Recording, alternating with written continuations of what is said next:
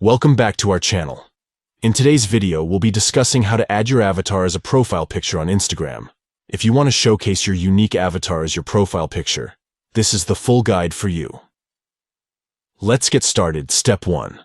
Open the Instagram app on your Android device. Step 2. Tap on your profile picture in the bottom right corner of the screen. Step 3. Once on your profile page, tap on the Edit Profile button. It is typically located just below your bio section. Step 4. On the Edit Profile page, tap on your current profile picture. Step 5. In the menu that appears, look for the tab displaying your avatar. It may be labeled as Avatar or Profile Picture.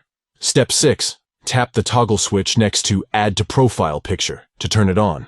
This will enable the option to use your avatar as your profile picture. By following these simple steps, you can easily add your avatar as your profile picture on Instagram. Let your personality shine through with your customized avatar profile picture. If you found this guide helpful, don't forget to give this video a thumbs up and subscribe to our channel for more useful tips and tricks. Thanks for watching.